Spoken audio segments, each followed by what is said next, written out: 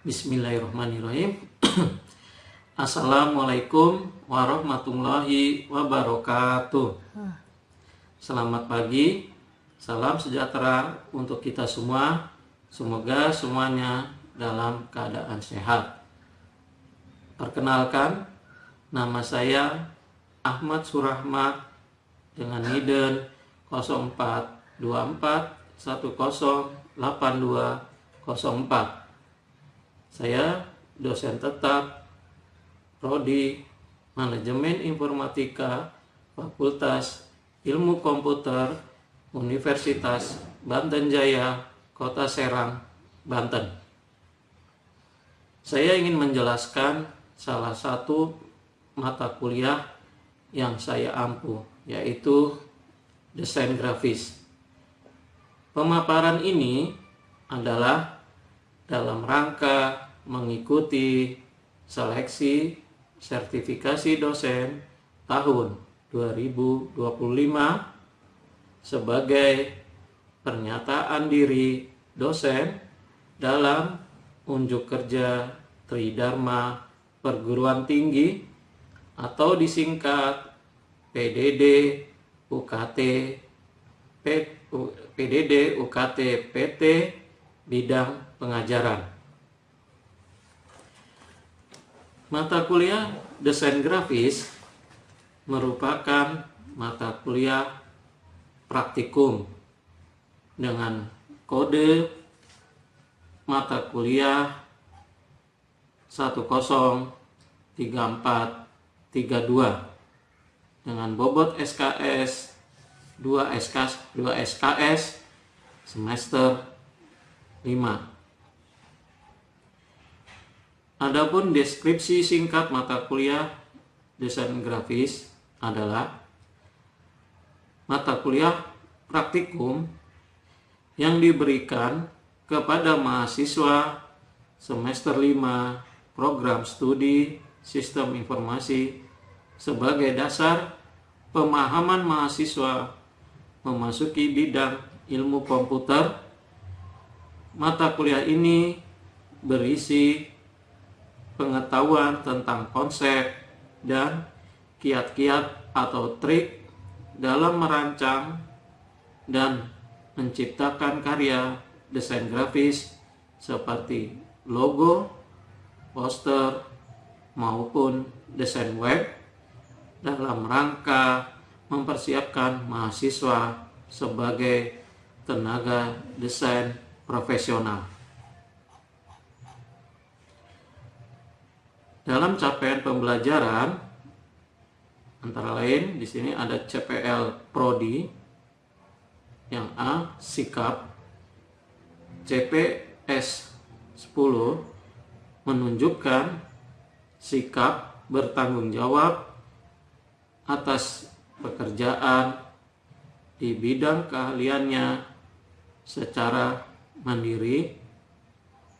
CPS 11 menunjukkan kedewasaan bersikap seperti jujur, bertanggung jawab, peduli, santun, solutif atas berbagai masalah baik dengan lingkungan atau alam, serta menjadi teladan dan cerminan dalam masyarakat. Yang B, pengetahuan, CPP1 menguasai konsep teknologi informasi baik hardware, software, dan brandware serta pemanfaatannya sesuai dengan fungsi dan prinsip teknologi informasi. C, keterampilan khusus, CPKK1 mampu mengoperasikan dan memanfaatkan hardware dan software sesuai dengan fungsi dan prinsip teknologi informasi.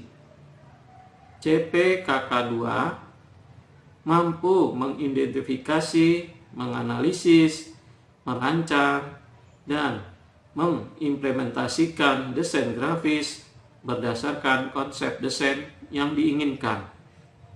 D, keterampilan umum, CPKU1 mampu menerapkan pemikiran logis, kritis, sistematis, dan inovatif dalam konteks pengembangan atau implementasi ilmu pengetahuan dan teknologi yang memperhatikan dan menerapkan nilai humaniora yang sesuai dengan bidang keahliannya.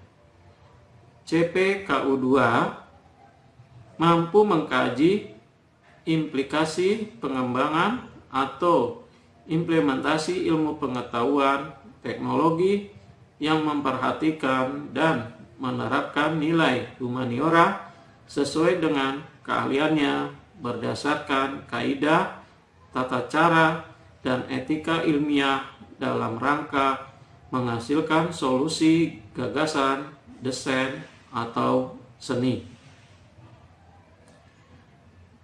Untuk capaian pembelajaran mata kuliah atau CPMK, di sini antara lain CPMK 1, mahasiswa dapat mengenal, memahami konsep-konsep desain grafis dan instalasi aplikasi desain grafis.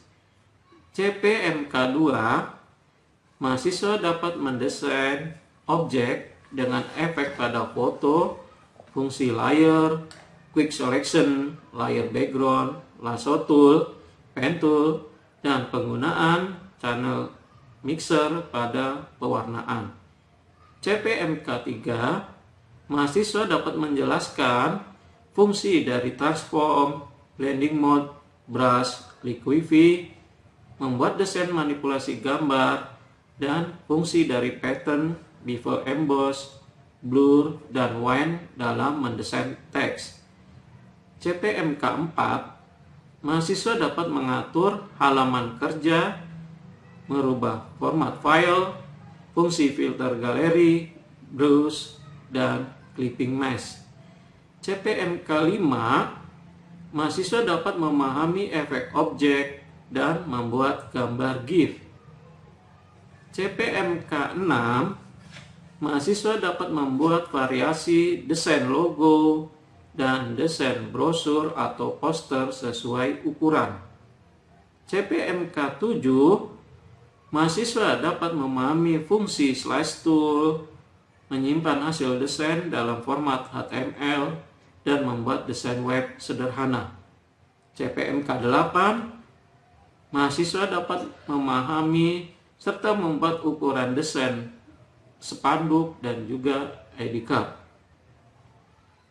Adapun bahan kajian atau materi ajar yang saya berikan di sini, yang pertama, mengenal area kerja Photoshop dan mengolah file. 2, bekerja dengan objek dan pewarnaan objek. 3, manipulasi objek dan bekerja dengan teks. 4, mengatur halaman kerja dan efek bitmap atau efek foto. 5, efek objek. 6, desain logo dan desain brosur atau poster. 7, desain web. 8, desain spanduk dan ID card. Adapun referensi atau pustaka yang saya gunakan di sini antara lain ada Ahmad Surahmat 2019, media pembelajaran desain web menggunakan Photoshop CS6 dan Adobe Dreamweaver berbasis multimedia, jurnal Simika. Kemudian ada Taufik Hidayatullah 2013, cara mudah modifikasi foto digital menggunakan Photoshop CS6 dan Photo Effects Studio, penerbit Buana Pustaka Yogyakarta. Dharma, di sini ada Dharma, ilustrasi digital dan teknik profesional Photoshop, penerbit Universitas Atmajaya Yogyakarta. Kemudian ada lagi Effendi 2014, buku pintar desain grafis untuk pemula, Jakarta Media Kita.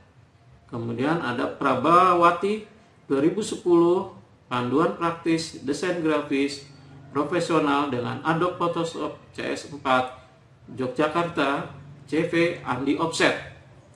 Dan masih ada lagi ya, mungkin referensi yang lain sesuai perkembangan bisa diupdate. Oke. Kemudian media pembelajaran dalam penyampaian materi di sini untuk perangkat lunak mata kuliah desain grafis saya menggunakan aplikasi Adobe Photoshop CS6, lalu menggunakan Microsoft Office, lalu juga di sini menggunakan aplikasi Google Classroom sebagai media untuk mengumpulkan tugas, kuis, hasil UTS atau ujian tengah semester dan juga ujian akhir semester atau UAS. Kemudian ada Google Meet dan juga Blogger. Nah, Blogger ini saya gunakan sebagai langkah untuk mempermudah membagikan bahan praktek ketika praktikum di laboratorium. Dan untuk perangkat keras di sini komputer atau laptop, proyektor, dan juga whiteboard. Nah, terakhir untuk bobot penilaian di sini bobot penilaian terdiri dari aspeknya ada tugas 10%,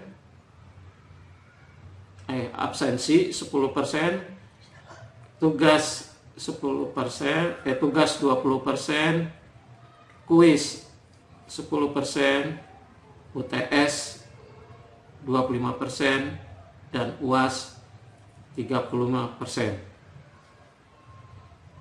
Nah, semoga PPS atau rencana pembelajaran semester yang saya sampaikan bisa bermanfaat. Itu saja. Wabillahi taufiq wal hidayah. Wassalamualaikum warahmatullahi wabarakatuh. Bismillahirrahmanirrahim. Assalamualaikum warahmatullahi wabarakatuh. Waalaikumsalam warahmatullahi wabarakatuh. Selamat pagi. Pagi. Terima kasih ya. Semoga semuanya masih sehat, masih semangat kuliah ya. Nah, hari ini di pertemuan pertama ya di mata kuliah desain grafis ya. Nah, ini bobotnya ada bobot 2 SKS ya. Jadi di pertemuan pertama ini Bapak akan menjelaskan mengenai area kerja di aplikasi Photoshop. Jadi Bapak desain grafisnya menggunakan aplikasi Photoshop. Oke, bentar.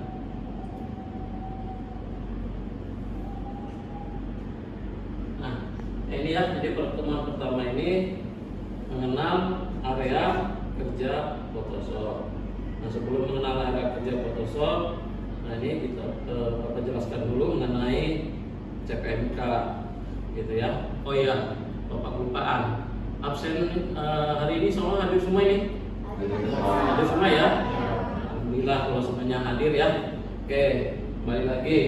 Nah, ini di CPNK-nya Bapak di desain grafis. Di sini Bapak CPNK-nya mahasiswa dapat mengenal, memahami konsep-konsep desain grafis dan juga instalasi aplikasi desain grafis, gitu ya. Kemudian sub CPNK-nya mahasiswa dapat memahami konsep dasar desain grafis. Lalu mahasiswa dapat menjelaskan, memahami dan juga menginstal tadi ya. Yang terakhir bagaimana mahasiswa dapat mengimplementasi mengolah file, gitu ya. Nah, untuk aplikasinya Bapak kan menggunakan aplikasi tambahan yaitu menggunakan Blogger ya. Yang Bapak sampaikan di PK sebelumnya, Blogger itu masih Bapak gunakan, gitu ya. Nanti kalian bisa cari aplikasinya di blog Bapak. Ya, nanti bisa kalian download di rumah, bisa digunakan untuk belajar ataupun mengerjakan tugas. Bisa dipahami semua ya? Bisa. Nah, aplikasi desain grafis, gitu ya. Nah, aplikasi desain grafis ini Apakah salah satu suatu hal yang banyak nanti atau yang banyak orang jadi salah satu pilihan karir juga gitu ya, karena selain kalian bisa nanti pintar, bisa pemrograman, bisa bahasa pemrograman, tapi kalau punya kalian lain seperti desain grafis ini juga bisa salah satu juga untuk kalian bisa mencari pekerjaan selain tadi yang bisa pemrograman. Nah, untuk aplikasi sendiri desain grafis itu ada banyak gitu ya. Nah, ada yang tahu nggak aplikasi desain grafis itu apa aja? Ada yang tahu? Oke. Ya. Oke, jadi ada Photoshop, terus ada CorelDRAW sama Canva. Oke, betul ya. Tapi di luar sana untuk aplikasi desain grafis banyak ya. Banyak sekali penggunaan aplikasi-aplikasi desain grafis ya, sesuai nanti penggunaannya. Bahkan aplikasi desain grafis sekarang ini ya bisa digunakan di smartphone maupun PC atau selain laptop tadi. Jadi sekarang kita bisa mendesain cukup pakai HP juga bisa ya. Jadi dengan teknologi semakin maju ini mempermudah tadi pekerjaan tadi ya. Jadi kita bisa gunakan aplikasi-aplikasi di HP. Tapi ya beberapa aja sih, nggak semuanya. Terus aplikasinya juga semuanya ada yang gratis juga ada yang berbayar gitu ya. Tapi minimal bisa membantu gitu ya. Bisa dipahami ya? Bisa. Oke, terus untuk aplikasi desain grafis ada yang mau ditanyakan lagi? Saya Pak. Oh ya, silakan. Gimana? Saya tanya Pak. Ya. Apa sih perbedaan aplikasi Photoshop dengan Corel? Terima kasih Pak. Oke, terima kasih. Jadi perbedaan aplikasi Corel dengan aplikasi Photoshop ya. Jadi kalau Corel itu berbasis vektor ya. Jadi berbasis vektor itu jadi aplikasi ini desainnya lebih banyak arahnya ke garis-garis gitu ya, garis yang bisa dimelengkungin, terus ada tulisannya tadi melingkar ya. Nah, itu lebih mudah menggunakan Corel. Sedangkan aplikasi di Photoshop ya, nah itu lebih arahnya efeknya berbasis bitmap. Nah, bitmap itu nanti kalian bisa banyaknya arahnya editingnya foto, gambar gitu. Jadi lebih banyak ke situ. Tapi bisa juga sih sebenarnya bisa kalau bikin logo tapi sifatnya terbatas. Dibandingkan dengan yang Corel bisa ada garis melengkung, tulisan melengkung gitu ya. Nah, itu jadi kelebihannya semuanya ada penggunaan masing-masing sesuai dengan desain yang kita mau buat tadi. Oke. Nah, itu tadi ya. Nah, aplikasi desain grafis yang pertama Adobe Photoshop. Nah, ini yang akan Bapak gunakan di mata kuliah desain grafis semester ini gitu ya. Aplikasi Adobe Photoshop. Nah, ini paling populer, banyak digunakan sama orang-orang ya di sini karena aplikasi ini fitur-fiturnya lengkap dan juga mudah penggunaannya gitu. Nah, untuk aplikasi yang ada di laboratorium di lab komputer kita ini, Bapak ada Photoshopnya, ada Photoshop CS6 gitu. Nah, CS6 ini kenapa Bapak pakai? Karena ya tadi toolnya mudah, yang satu. Yang kedua, di situ kita bisa buat selain desain gambar, foto, di situ juga bisa bikin animasi. Selain animasi juga kita nanti bisa buat desain web.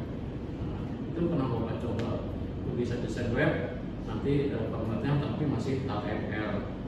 Nah, itu kelebihannya. Yang selanjutnya kelebihannya di sini CS6 ini Bapak kapasitasnya kecil.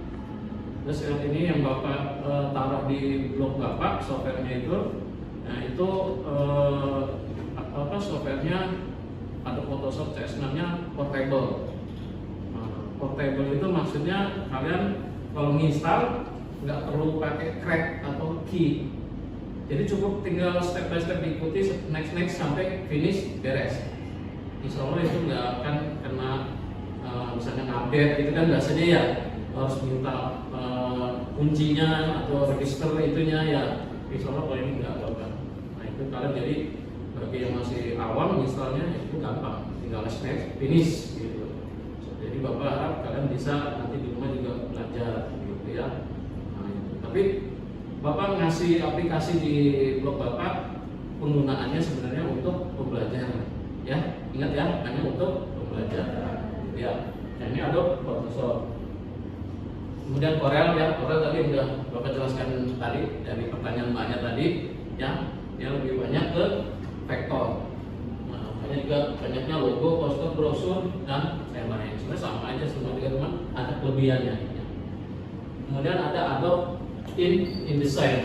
InDesign ini fokusnya nanti kalian mendesain buat majalah, tabloid, dan koran, gitu ya.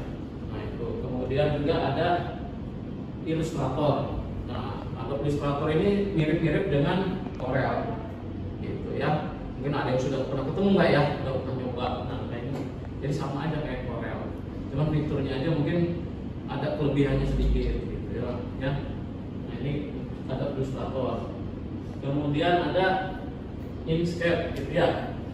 Nah ini juga sebenarnya sangat mudah, cuman kurang familiar aja ya, gitu. Orang banyak yang masih buat apa sih, gitu ya. Nah, tapi sama aja nih juga untuk desain-desainnya. Nah Figma, kalau Figma ini emang agak spesial, gitu ya. Kalau di Filcom, Figma ini selain untuk mendesain gambar, desain grafis gitu ya, ini juga bisa untuk mendesain UI UX gitu. UI UX itu maksudnya nanti tampilan desain web. Jadi tampilan desain webnya supaya lebih bagus, lebih keren tampilannya, nah, ini bisa kalian desainnya di sini di Figma.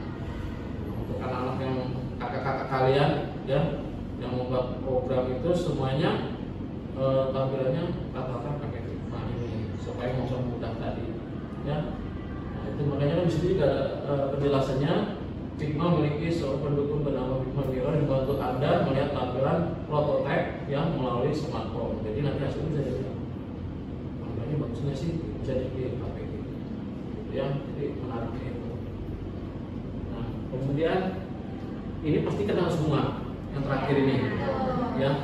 Nah ini paling gampang kan ya, Canva yang semua orang pasti pakai. Template-nya paling mudah lagi kan ya. Template-nya kalian tinggal cari kan, tempel jadi nggak pusing gitu ya. Nah ini mungkin sebagai orang yang desain pemula, desain grafis yang mungkin belum memahami aplikasi-aplikasi desain yang lain tadi, nah ini yang paling gampang. Tapi sebenarnya untuk Bapak juga aplikasi Photoshop itu juga ada mempermudah kalau kalian mengerjakan tugas atau desain kalian. Nah itu salah satunya pakai Frappik. Nah, kalian bisa cari di Google Frappik, nanti muncul web ya namanya Frappik. Nah itu dia menyediakan template. Nah template itu kalian ketiknya nanti misalnya template apa gitu, template poster gitu, atau misalkan besok ada acara apa gitu ya, template misalnya keputusan, template keputusan gitu ya. Tapi di belakangnya dikasih ini. Karena Photoshop itu kan formatnya PDD ya, jadi disimpannya dicarinya template poster agustusan.pdd. Nanti atau kalian bisa klik juga nanti di Frappik itu ada pilihan di sebelah kirinya. Nah, tapi kalian bisa ketik di situ nanti muncul itu template-template yang formatnya Photoshop. Jadi kalau kalian download, nah nanti dibuka di ekstrak gitu ya. Nanti muncul ekstrak WinRAR gitu ya. Nanti di dalamnya itu muncul namanya Photoshop tadi. Jadi kalau Photoshopnya dibuka itu udah ada template-nya. Jadi kita ngeditnya lebih gampang. Karena udah terima aja, tinggal nambahin ganti kata-kata, mungkin ganti gambar doang. Gitu. Jadi di situ kemudahan-kemudahannya. Gitu. Kalau kalian yang desain-desain pemula ini nggak punya kalian mendesain, salah satunya pakai ini. Nah itu aplikasi ya, penjelasan mengenai aplikasi-aplikasinya. Nah untuk karir ya jelas desain grafis ini banyak karirnya. Ya kalau kalian jujur mau belajar, ya sebenarnya Bapak juga sambil freelance sama, kadang Bapak juga terima pesanan orang desain yang ini, ya kan nggak mengganggu kerjaan Bapak gitu ya. Bapak juga ada salah satu ikut masuk di perusahaan, tapi Bapak nggak mengikuti namanya. Bapak juga kadang ikut jadi digital marketingnya, jadi yang mendesain digital marketing ya kan bebas, itu kan freelance, cuma minta dibuatin desain doang gitu. Tapi terikat gitu. Nah, itu penjelasan mengenai bidang desain grafis ya. Terakhir mengenai Photoshopnya sendiri ya. Nah, ini Bapak jelaskan langsung aja tampilan Photoshopnya. Bentar ya, sedikit lagi.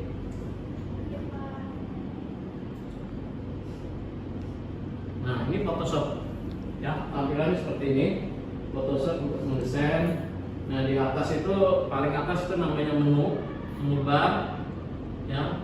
Kemudian di bawah ini option bar. Ini option bar ini kalau kita pilih salah satu dari tool ini ya. Nah, yang di kiri ini toolbox. Jadi nanti kalau kalian mendesain butuh tambahan alat-alat ini. Gitu. Sama nanti ada layar. Tuh, ya. Bisa dipahami ya? Nah, jadi ini aplikasi Photoshop. Jadi Bapak semester ini untuk mata kuliah desain grafis, Bapak gunakan aplikasi Photoshop. Ya, Bapak harapkan nanti minggu depan mahasiswa semua ya minimal sudah install ya di laptop ya masing-masing atau di komputer nanti ya. Kalau yang belum ada aplikasinya. Jelas ya semua? Nah, mungkin cukup itu aja yang bisa Bapak sampaikan untuk pertemuan pertama ini ya. Kurang lebihnya terima kasih. Wabillahi taufiq wal hidayah. Wassalamualaikum warahmatullahi wabarakatuh.